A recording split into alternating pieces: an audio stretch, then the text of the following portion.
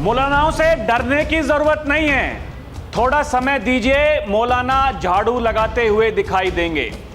ये शब्द हैं उत्तर प्रदेश के मुखिया योगी आदित्यनाथ के, और ये सिर्फ एक बयान नहीं, बहुत बड़े राजनीतिक संकेत हैं। दर्शकों, सवाल है कि आखिर योगी क्या कहने का प्रयास कर रहे हैं? योगी क्या करना चाहते हैं? क्या यह सिर्फ चुनावी माहौल है या इसके पीछे एक बड़ा प्लान है?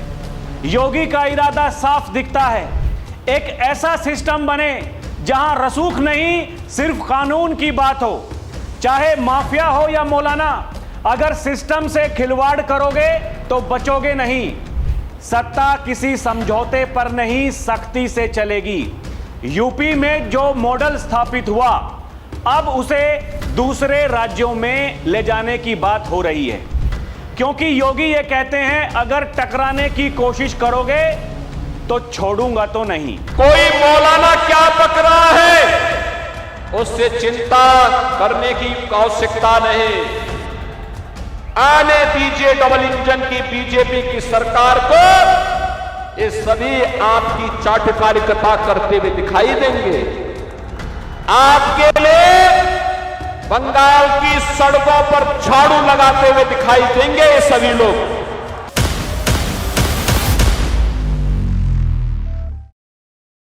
दर्शकों नमस्कार, डीएनपी इंडिया में आपका स्वागत है। मैं हूं आपके साथ राहुल चौधरी। बीजेपी की सरकार सत्ता में आएगी तो गुंडे, माफिया, मौलाना झाड़ू लगाते हुए नजर आएंगे। यूपी में सड़कों पर नमाज नहीं पढ़ी जाती है, मस्जिदों से अब शोर शराबा नहीं होता है। यूपी से बुलडोजर मंगवा लो, गुंडों के इलाज का बस यही जरिया बचा है। ये शब्द दर्शकों उत्तर प्रदेश के मुखिया योगी आदित्यनाथ के हैं, जब वो बंगाल में चुनाव प्रचार कर रहे हैं। दर्शकों, यूपी के सीएम योगी आदित्यनाथ का यही अंदाज, जिसके लिए उनको जाना जाता है, पहचाना जाता है। योगी की यही आक्रामकता है जिसको लोग पसंद करते हैं, और अक्सर वो अपनी रैलियों में ऐसे ही शब्दों का इस्तेमाल करते हैं। पश्चिम बंगाल के ग्रामीण इलाकों में लोग योगी के हिंदी वाले भाषणों को कम समझते हैं, लेकिन फिर भी उनको सुनने के लिए भारी भीड़ जुट रही है। योगी जब बुलडोजर, मौलाना, नमाज और राम मंदिर जैसे शब्द बोलते हैं तो लोगों में जोश भर जाता है, जोरदार तालियां बजती हैं। वो भीड़ से हाथ उठाकर जय श्री राम बोलने की अपील करते हैं, और जनता वैसा ही करती है। जनता ये कहती है, देखो देखो कौन आया, शेर आया, शेर आया। दर्शकों, योगी नेता नहीं, ब्रांड हैं, और मीडिया रिपोर्ट्स की माने तो ब्रांड योगी के करिश्मे के कारण पार्टी ने बंगाल में 20 से ज्यादा रैली कराने की प्लानिंग की है। योगी अभी तक 6 चुनावी सभा कर चुके हैं, क्योंकि योगी आदित्यनाथ सिर्फ भगवा वस्त्र पहनते हैं। ग्रामीण बंगाल में उनके भाषण सुनने के साथ साथ उनको देखने के लिए भीड़ उमड़ती है। जब योगी मंच पर होते हैं तो जनता हाथ जोड़कर अभिवादन करती है। सभा में बीजेपी के झंडे के साथ हनुमान ध्वजा भी होती है। 12 अप्रैल को पश्चिम बंगाल की कांथी दक्षिण विधानसभा क्षेत्र में जब वो अपनी तीसरी जनसभा में पहुंचे तो बीजेपी के नेता शुभेंदु अधिकारी ने योगी को दंडवत होकर प्रणाम किया। दर्शकों, जब उनसे इसका कारण पूछा गया तो शुभेंदु अधिकारी ने कहा कि योगी आदित्यनाथ गोरखनाथ मठ के पीठाधीश्वर हैं, इसलिए वो दंडवत हुए। योगी आदित्यनाथ भी चुनावी नब्ज को बखूबी समझते हैं। भारत माता की जय और वंदे मातरम से भाषण की शुरुआत करने के बाद वो स्थानीय महापुरुषों को याद करते हैं। फिर टीएमसी पर हमले के साथ यूपी के योगी मॉडल का जिक्र करते हैं। योगी कहते हैं कि आज बंगाल में जिस तरह की अराजकता, गुंडागर्दी, लूटपाट, तुष्टीकरण और दंगे हो रहे हैं, वैसे ही हालात 2017 से पहले यूपी में भी थे। आज यूपी में ना कोई कर्फ्यू है, ना कोई दंगा है, सब चंगा है। यही तो कह रहे हैं योगी आदित्यनाथ। दर्शकों, उन्होंने अपने एक भाषण में कहा, बंगाल में उर्दू नहीं बल्कि बांग्ला भाषा ही बोली जाएगी। जिसे उर्दू बोलनी है वो वहीं चला जाए जहां उर्दू बोली जाती है। अयोध्या के राम मंदिर का जिक्र करते हुए वो खुले तौर पर कांग्रेस को, वामपंथियों को और टीएमसी को चुनौती दे रहे हैं। दर्शकों, इससे पहले बिहार चुनाव में योगी आदित्यनाथ का स्ट्राइक रेट 87% रहा था, जहां उन्होंने 31 विधानसभाओं में प्रचार किया, 27 में एनडीए प्रत्याशियों को जीत मिली थी। 2021 के बंगाल चुनाव में ग्रामीण इलाकों में योगी आदित्यनाथ ने 30 रैलियां की थी और उनका स्ट्राइक रेट 50% से ज्यादा रहा था। तब बीजेपी 3 से बढ़कर 77 तक पहुंच गई थी। सियासी जानकार मानते हैं कि बीजेपी योगी आदित्यनाथ का इस्तेमाल ग्रामीण इलाकों में कर रही है, ठीक जैसे 2021 के विधानसभा चुनाव में किया था। दर्शकों, शहरी इलाकों में बीजेपी के स्थानीय नेता और जो सेलिब्रिटी हैं वो प्रचार कर रहे हैं, क्योंकि योगी आदित्यनाथ की छवि सख्त प्रशासक, हिंदुत्व के पैरोकार होने के साथ साथ नाथ संप्रदाय के संत की भी है। बंगाल के बुनकर समाज में गुरु गोरखनाथ और नाथ संप्रदाय के संतों को मानने वालों की तादाद काफी है। ओबीसी वोटरों में भी योगी बहुत सम्मानीय हैं और इसका फायदा बीजेपी को मिल सकता है, ऐसा दर्शकों सियासी जानकार बता रहे हैं। लेकिन सबसे महत्वपूर्ण बात वही जो योगी आदित्यनाथ ने कहा, दर्शकों घबराने की जरूरत नहीं है इन माफियाओं से और इन मौलानाओं से। कुछ समय के बाद सड़कों पर झाड़ू लगाते हुए आपके लिए रास्ता साफ करते हुए दिखाई देंगे, क्योंकि दिमाग में गर्मी आती है। कोई अपने आप को खुदा मानने लगता है, कोई समझता है हमसे ऊपर कोई है नहीं, जो मन में आएगा वो कहेंगे। संसद में खड़े होकर के कभी कहते हैं इस देश में मुसलमान खतरे में हैं, शायद हमें जिहाद करना पड़ेगा। वो लोग जो समझने को तैयार नहीं कि देश कैसे आगे बढ़ता है, उन लोगों को केवल अपने मजहब से मतलब है। दर्शकों, योगी आदित्यनाथ बंगाल में है, लेकिन हड़कंप पूरे देश में है, क्योंकि एक तो उत्तर प्रदेश में जो बड़े बड़े कलाकार हैं वो इस बात को कह रहे हैं कि यहां उत्तर प्रदेश संभल नहीं रहा और जा रहे हैं बंगाल में चुनाव प्रचार करने के लिए। वो वही लोग हैं जो कुछ दिनों पहले बिहार भी गए थे, बड़े बड़े वादे कर रहे थे, महागठबंधन की सरकार बनेगी, शपथ ग्रहण समारोह होगा, इसको बुलाएंगे उसको बुलाएंगे, पता नहीं किस किस को तो न्योता दे दिया। दर्शकों, बाद में दुर्गति ऐसी हुई। अभी स्ट्राइक रेट मैंने आपको बताया बाबा का 87%, उनका दर्शकों 20% भी नहीं है, और वो यहां उत्तर प्रदेश में योगी आदित्यनाथ के सामने हैं। सवाल उठा रहे हैं कि योगी आदित्यनाथ बंगाल में है और यहां कानून व्यवस्था एकदम ठप खराब है। दर्शकों, कानून व्यवस्था की अगर बात होती है, आप देखिए ना, चाहे वो नोएडा में अभी जो बवाल करवाने की कोशिश थी उसमें जो जो खुलासे हुए, किस किस का नाम आया, जितने भी वो उपद्रवी गिरफ्तार हुए हैं उसमें से 70 से 80% वो बाहर से आए थे। तो ये चुनाव से पहले सब कुछ कराने की कोशिश जो लोग कर रहे हैं, वो लोग ही ये कह रहे हैं कि बाबा बंगाल में उनको जाने की जरूरत क्या है। अरे बाबा भारतीय जनता पार्टी के स्टार प्रचारक हैं। दर्शकों, बाबा के बारे में लोग ये कहते हैं कि अगर देश के प्रधानमंत्री नरेंद्र मोदी उनकी रैली नहीं होती है तो आप योगी जी की रैली करवा दो, हम चुनाव जीत जाएंगे केवल उनके भाषण देने से।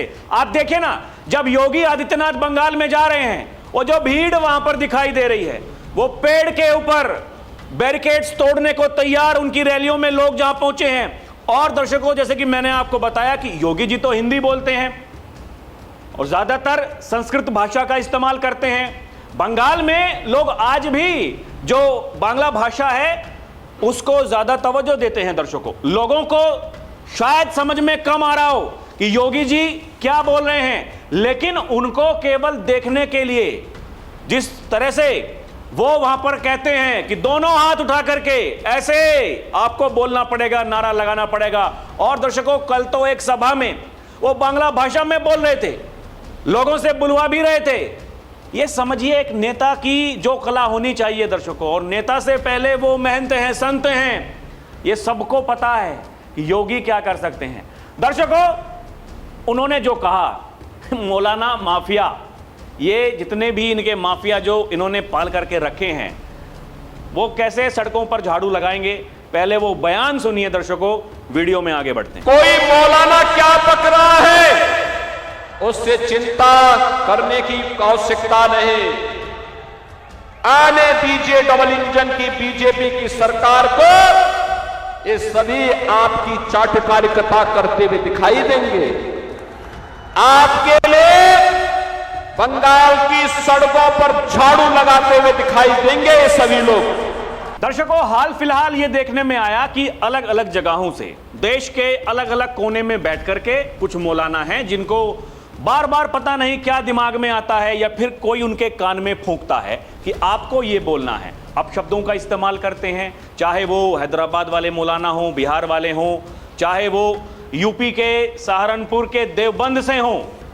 ये पूरा का पूरा इकोसिस्टम है दर्शकों, समझने की कोशिश कीजिएगा। कभी संसद में बोलेंगे, वो भी मौलाना है, रामपुर के सांसद, वो मौलाना जो दिल्ली में पकड़े जाते हैं दंगाइयों के पास में रात को 1 बजे, जब प्रशासन वहां पर पहुंचता है बुलडोजर चलाने के लिए, उससे पहले भीड़ को उकसाते हुए दिखाई देते हैं वो मौलाना। अब आप समझिए ये दिमाग में क्या है, क्या सिखाया जा रहा है। आज कुछ लोग ये कह रहे हैं कि योगी जी की भाषा को क्या हो गया, वो सीधे सीधे मौलानाओं को टारगेट कर रहे हैं। लेकिन जब मौलाना ये कहते हैं इस देश में मुसलमान खतरे में हैं, शायद हमें जिहाद करना पड़ेगा।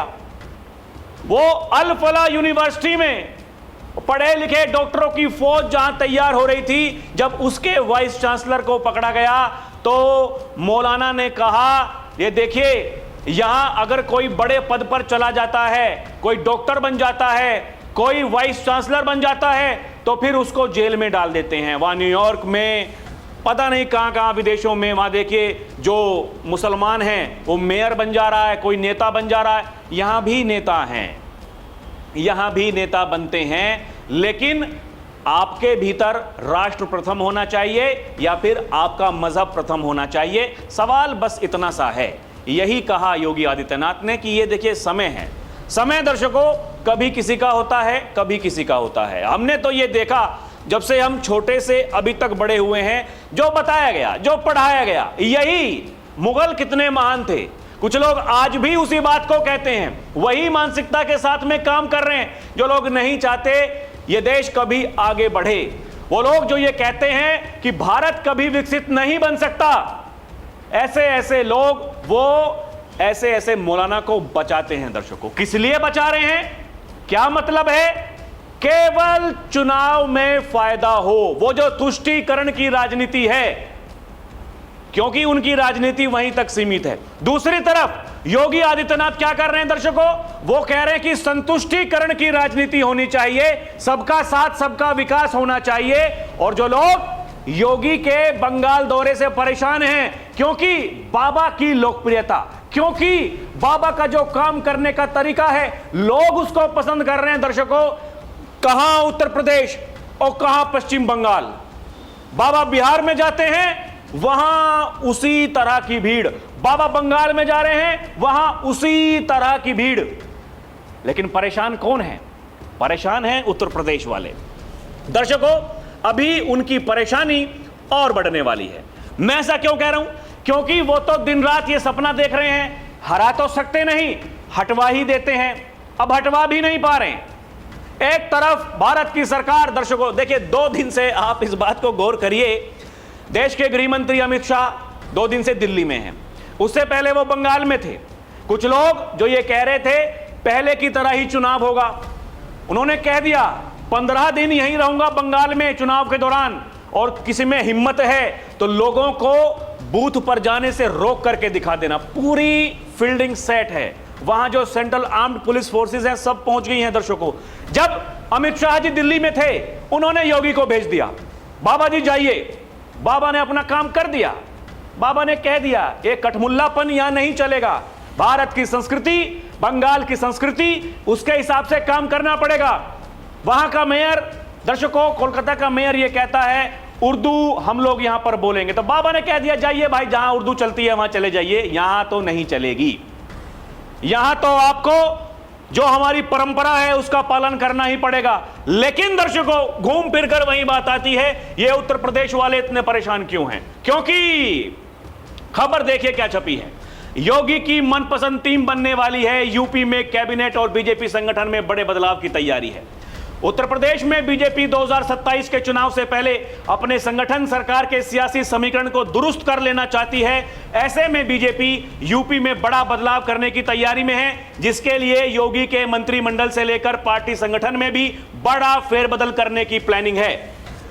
मीडिया रिपोर्ट में आगे बताया गया है कि बिहार के सियासी इतिहास में पहली बार बीजेपी अपना मुख्यमंत्री बनाने के बाद उत्तर प्रदेश में भी संगठन मंत्रिमंडल विस्तार की प्लानिंग कर रही है। गुरुवार को प्रदेश अध्यक्ष पंकज चौधरी, संगठन महामंत्री धर्मपाल सिंह ने पहले राष्ट्रीय संगठन महामंत्री बीएल संतोष के साथ बैठक की और फिर राष्ट्रीय अध्यक्ष नितिन नवीन से मुलाकात की। यह मुलाकात योगी पहले वो दर्शकों, चाहे वो नितिन नवीन हो या फिर सर संघ चालक मोहन भागवत हो, उनसे कर चुके हैं। संघ पहले ही ये कह चुका है, चेहरा योगी आदित्यनाथ ही होंगे, किसी के लिए कोई विकल्प नहीं है। जो योगी चाहेंगे वो होगा, संगठन में जो योगी चाहेंगे वो व्यक्ति होगा, टिकट जिसको योगी चाहेंगे उसको मिलेगा, सब कुछ योगी के अनुसार होगा। जो योगी की खिलाफत करेगा उसको बागी मान लिया जाएगा। दर्शकों, बताया जा रहा है कि बीजेपी अपने प्रमुख कार्यकर्ताओं नेताओं को निगम आयोग बोर्ड में समायोजन करना चाहती है, ताकि मंत्रिमंडल विस्तार के पहले सभी नेताओं कार्यकर्ताओं को संतुष्ट किया जा सके। पिछले दिनों यूपी के कई नगर निगम, नगर पालिका, नगर पंचायत में मनोनीत सदस्य बनाए गए हैं, जिनकी शपथ ग्रहण भी करा दी गई है। जो योगी के मंत्री हैं उनकी कुंडली खंगाली जा रही है कि पिछले 4 वर्षों में उन्होंने क्या किया। मतलब ये जो 2022 में सरकार बनी, अभी तक वो क्या कर पाए हैं, क्या नहीं कर पाए हैं। जो लोग काम नहीं कर पा रहे हैं उनकी छुट्टी होने वाली है।